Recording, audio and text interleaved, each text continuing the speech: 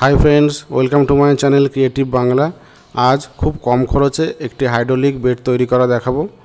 एटा market price किन्तु आपनार पड़े जाबे 30 থেকে 35 হাজার টাকা। आमी मात्र 14,000 टाका खरच करे एटा तैरी करेছি এবং এর ডিজাইনটা খুব ভালো লেগেছে। তো চলুন কি করে তৈরি করলাম সেটা দেখা যাক। এই খাটটি তৈরি হবে মূলত প্যানেল দিয়ে। তার জন্য আমি একটা 1.5 ইঞ্চি পাটা থেকে 4 ইঞ্চি বাই 6.5 ফিট লম্বা কাঠ কেটে নিচ্ছি।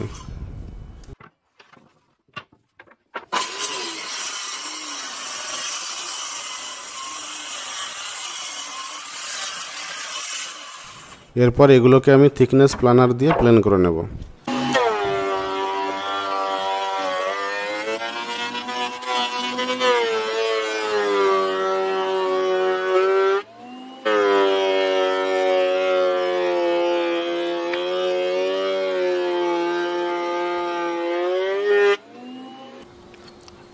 तो फ्रेंड्स আমরা যে বেডটা তৈরি করছি এটা কিন্তু প্যানেল দিয়ে তৈরি করছি।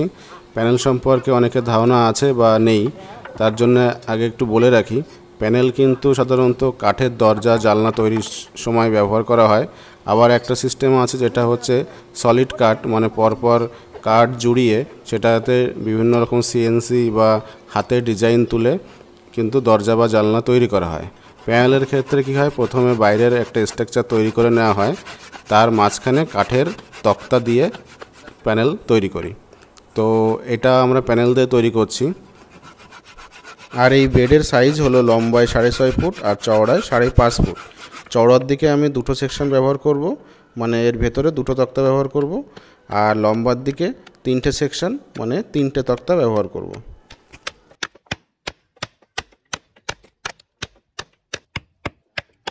আর এই প্যানেলের হাইট হবে 17 ইঞ্চি।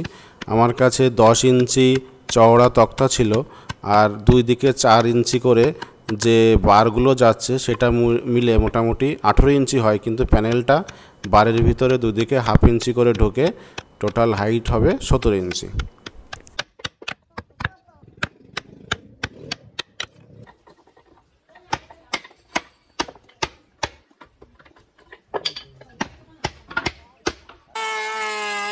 তো প্যানেলের বাইরের স্ট্রাকচারটা তৈরি হয়ে গেছে।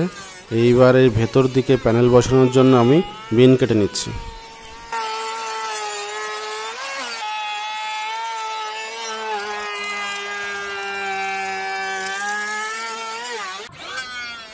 এবার যে প্যানেলগুলো ব্যবহার করব সেগুলোকে এইভাবে কাত করে কেটে নিচ্ছি, যাতে করে ওই খাঁজের মধ্যে সুন্দর করে বসে যায়।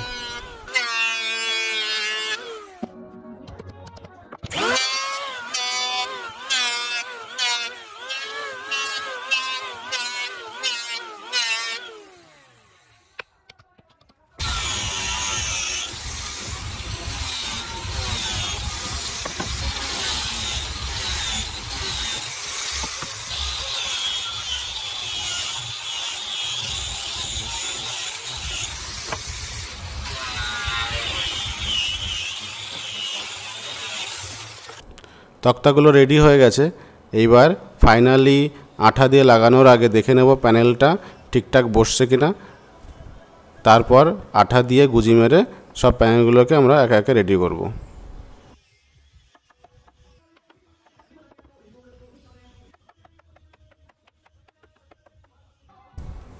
যেখানে যেখানে বেঁধে যাচ্ছিল সেটা আমি ঠিক করে নিয়েছি। এইবার ফাইনালি আঠা দিয়ে ক্লাম্প পিস দিয়ে টাইট করে গুজি মেরে রেডি করে নেব।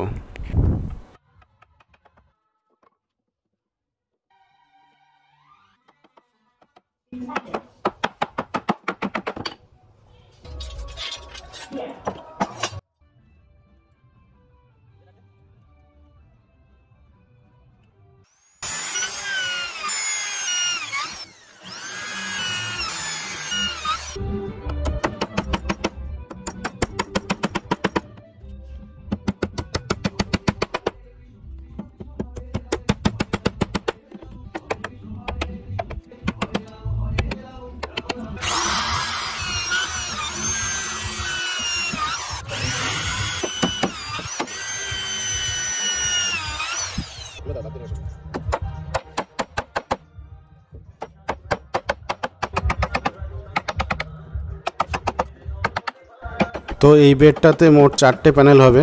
মাথার দিকের প্যানেলটা হাইটে একটু বেশি হবে। মাথার দিকের প্যানেলটা আমি হাইটে 42 ইঞ্চি রেখেছি, আর সমস্ত প্যানেলগুলো 17 ইঞ্চি। তো এইভাবে আমি সমস্ত প্যানেলগুলো একে একে রেডি করে নিচ্ছি।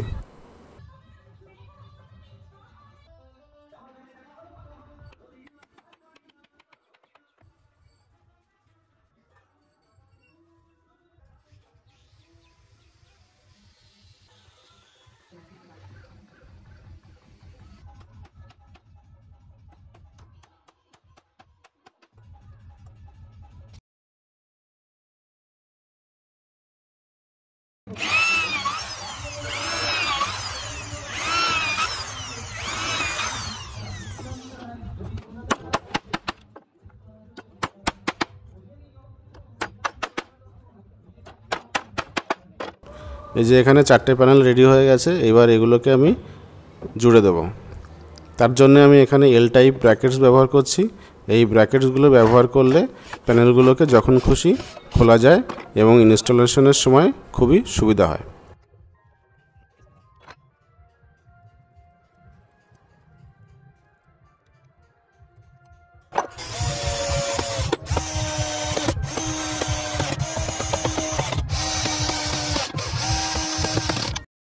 তো ফ্রেন্ডস, ব্র্যাকেটসগুলো লাগানো কমপ্লিট হয়েছে। এবার আমি নাট বোল্টের মাধ্যমে এই প্যানেলগুলো একে একে জুড়ে দেব। এই ধরনের ব্র্যাকেটস ব্যবহার করলে খাট কিন্তু এক ঘর থেকে অন্য ঘরে সরানোর সময় খুবই সুবিধা হয়, বা আপনি যদি পুরনো বাড়ি থেকে নতুন বাড়িতে শিফট হন তখন কিন্তু খাট খুলে নিয়ে ট্রান্সপোর্টের ক্ষেত্রেও খুবই সুবিধা হয়।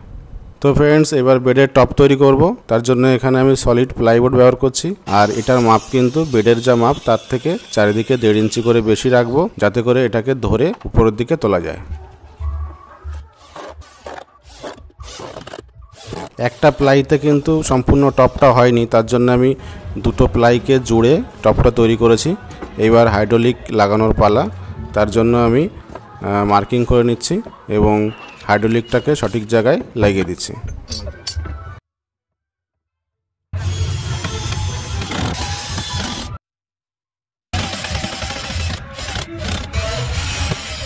এবার টপটার নিচের দিকে মার্কিং করে হাইড্রোলিকের যে বারটা সেটা যেখানে লাগবে সেখানে সঠিকভাবে লাগিয়ে দেওয়া হলো।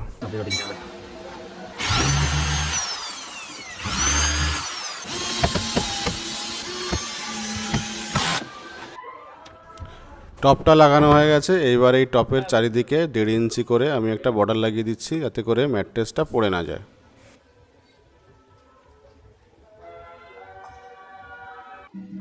মাথার উপরে যে প্যানেলটা আছে তার উপরে এরকম একটা বার লাগাচ্ছি, যাতে করে একটা ডিজাইন আসে।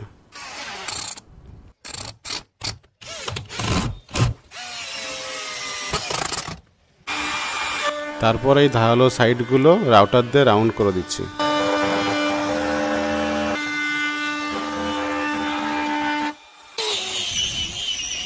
এবার প্যানেলগুলোকে একে একে খুলে স্যান্ডিং করব। স্যান্ডিং করার পরে এর উপরে পিউ পলিশ করব।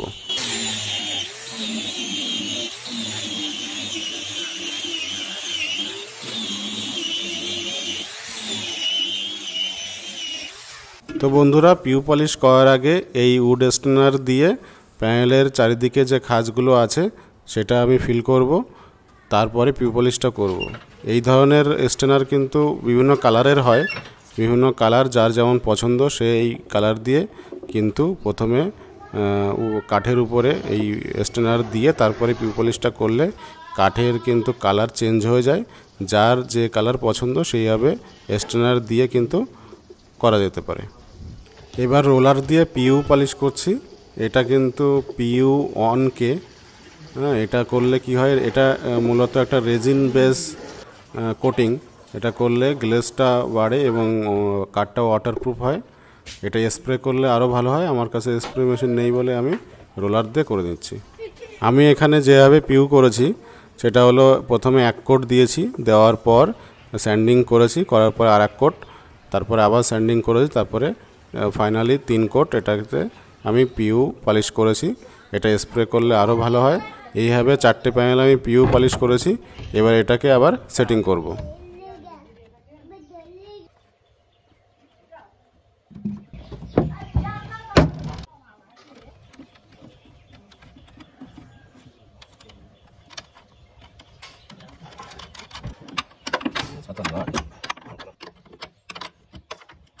এবার খাটের একেবারে নিচে 6 mm একটা প্লাইউড দিয়ে দিচ্ছি, যাতে করে মালপত্র রাখার সময় মেঝের সাথে কোনো কন্ট্যাক্ট না থাকে।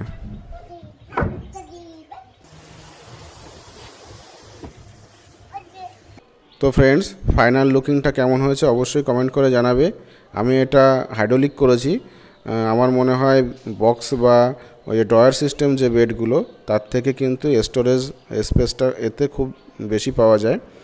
আর এটাতে আমি পুঁই কাঠ ইউজ করেছি, অনেকে পুঁয়ে বলে। এটা খানিকটা লাল হয়, এই কাঠটা হালকা এবং ভালো ভেন্স থাকার জন্যে পলিশ করলে কিন্তু ভালোই লাগে। তো ভিডিওটি ভালো লেগে থাকলে অবশ্যই লাইক শেয়ার করবেন এবং আমার চ্যানেলটি সাবস্ক্রাইব করতে একদম ভুলবেন না। Thank you for watching.